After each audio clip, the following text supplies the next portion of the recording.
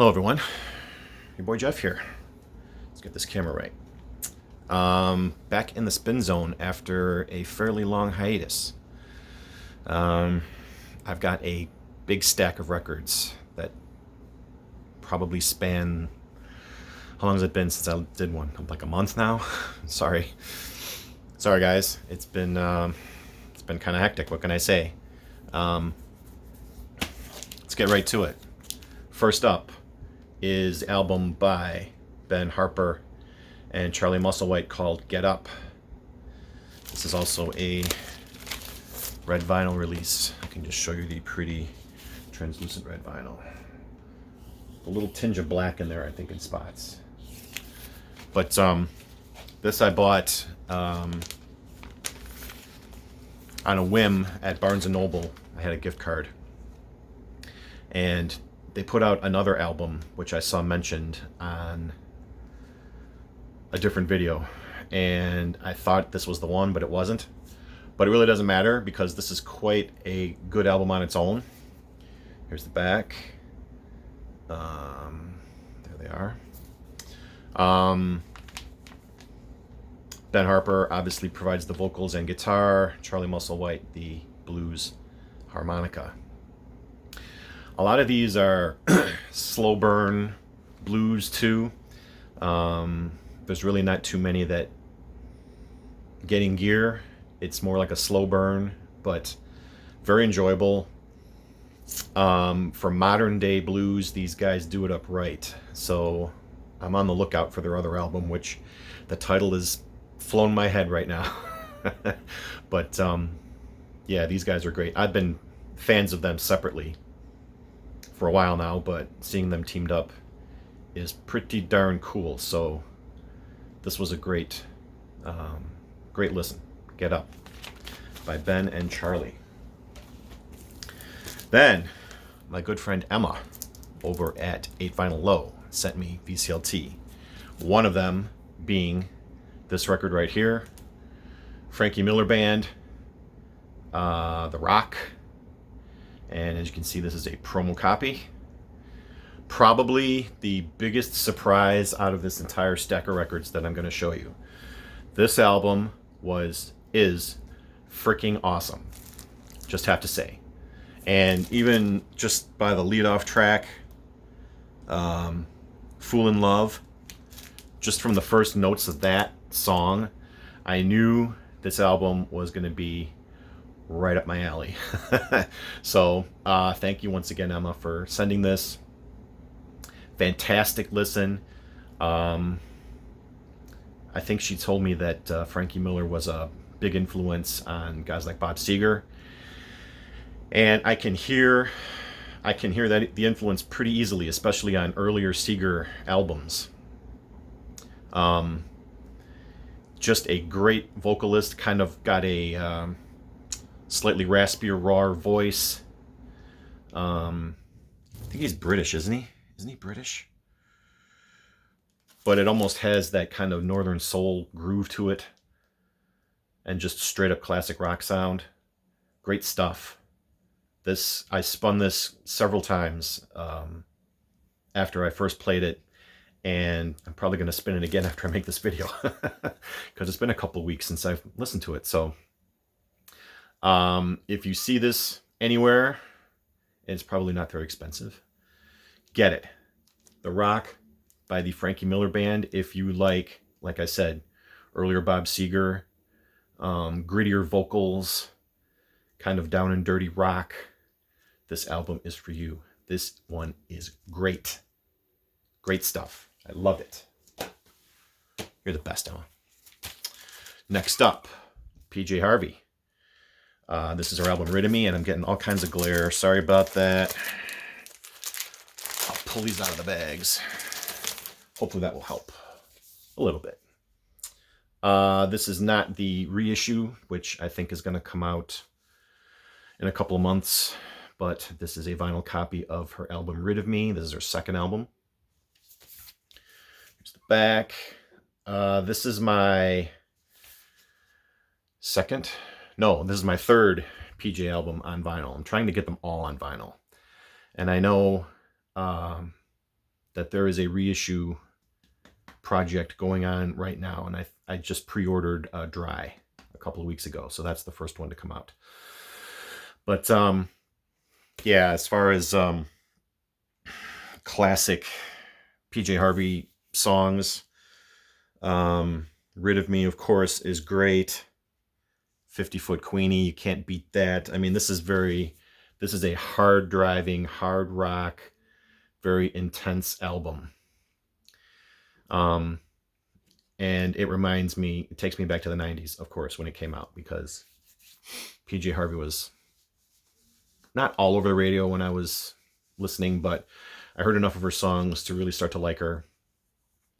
Never really got any albums of hers till recently. So, like I say, for 90s artists, probably is the one that most needs to get their stuff reissued on vinyl, and that's starting to happen. So very happy about that. This is a great one, Rid of Me by PJ Harvey.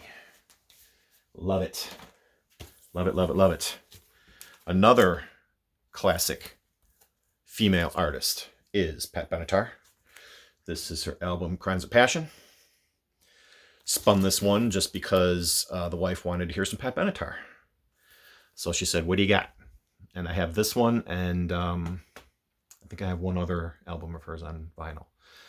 So she wanted to hear some Pat, so I was very happy to spin it for her.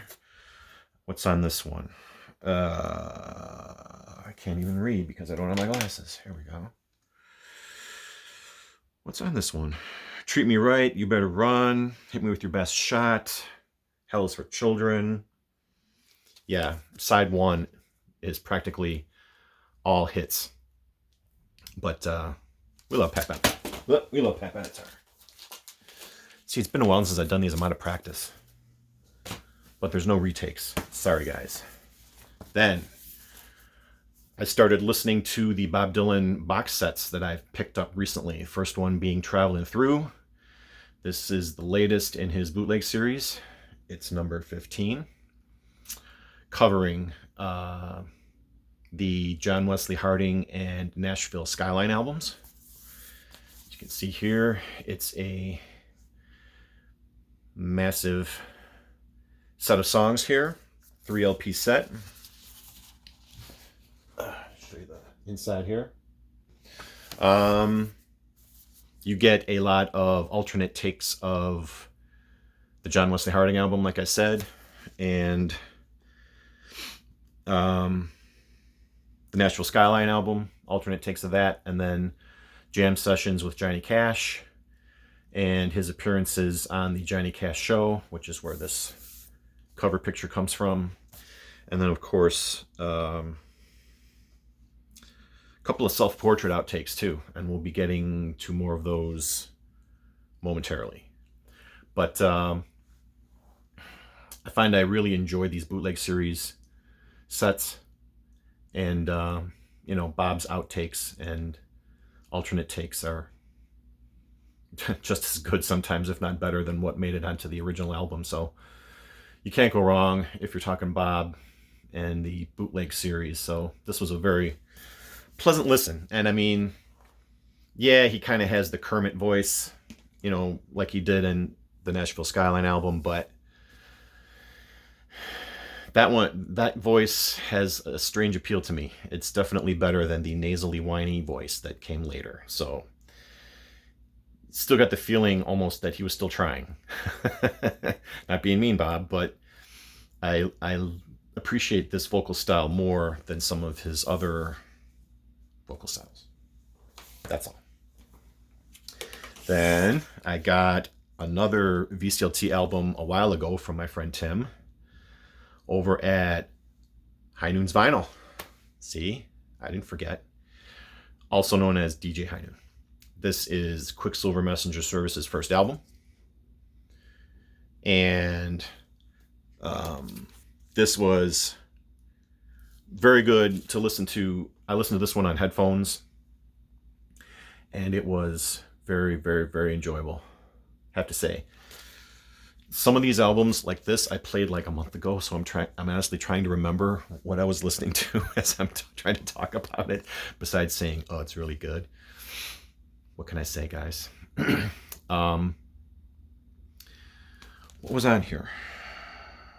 Pride of Man was the song that attracted me to this album, and then he ended up sending me this copy, and of course the rest of the record I liked just as well. So more of a jam band type sound, but I dig it. Quicksilver Master Service. Little psyche, little jammy, stuff like that. And then, speaking of the self-portrait outtakes, I also listened to this box set. This was number 10 in the bootleg series. This is another self-portrait by Bob Dylan, of course. You see it's a multi-LP set containing outtakes, alternate takes from the self-portrait and New Morning albums. I don't own the original self-portrait and New Morning albums, but if they sound anything like these alternate takes, I'm sure I would love it, because I know self-portrait and to a lesser degree New Morning were kind of bashed as being, crappy Dylan albums, but I think they've been reassessed since this set came out. Because I didn't have a problem with this set at all. It's not, a lot of these songs aren't original compositions by Bob, but I never really had a problem with it. He's singing in fine voice. This is just like kind of chill music to listen to on a weekend, with a cup of coffee or something. It's very mellow, acoustic guitar mostly. Again, Bob is in fine voice. It's not the Kermit type of voice, but yet it's not the nasally whine. It's just him singing. He sounds very relaxed in this. And seeing Bob Dylan in a relaxed mode, kind of having fun, I think, is a good thing.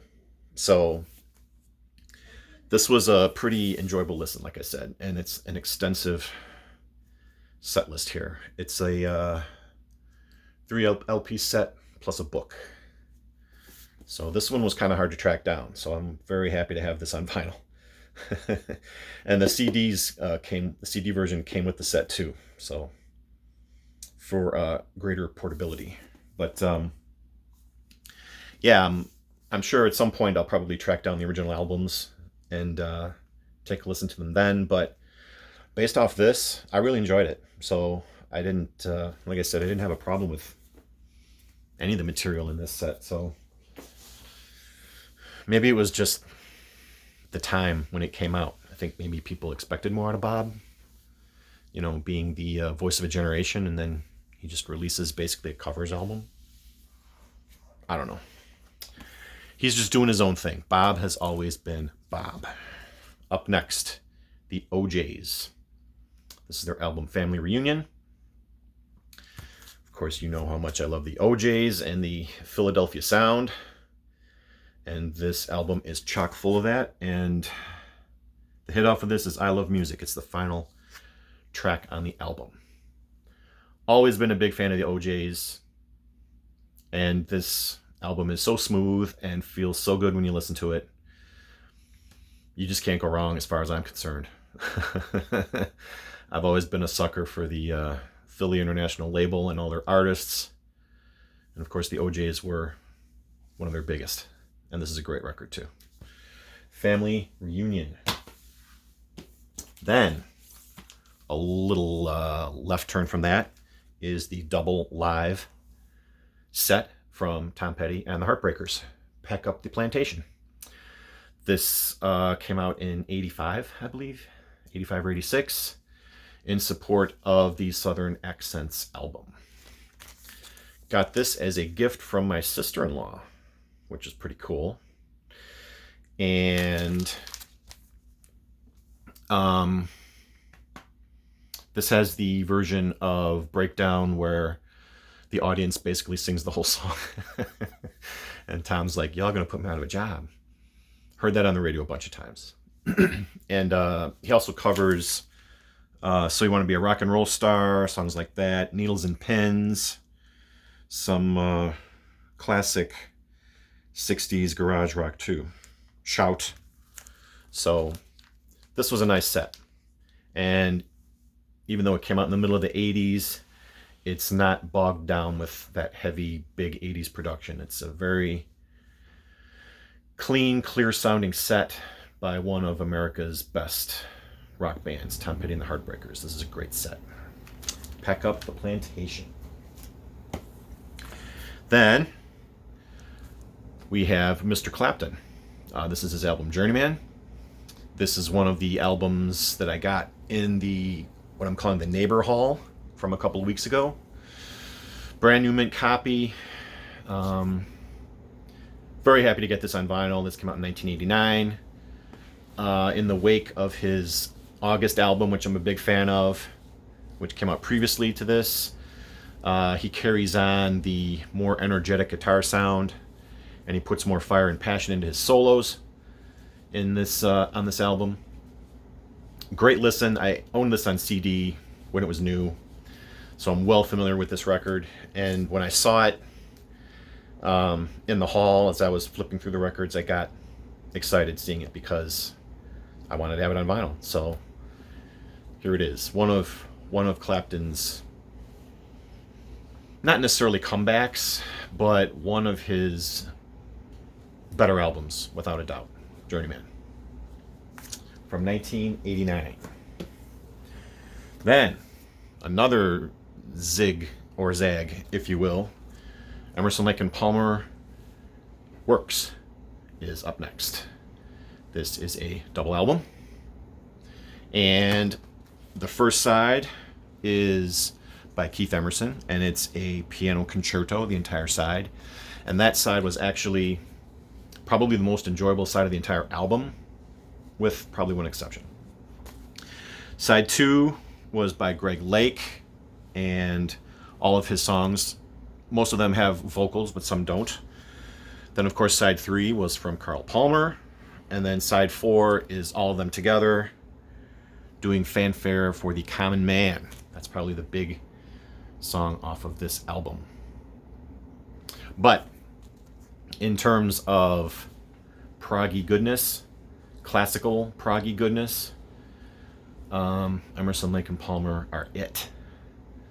So this was also a gift from my friend Gary. He gave this to me like a year or two ago. This was sorry to say, it was a long-time crate resident. And my wife was wanting to hear something more classical. She loves classical music.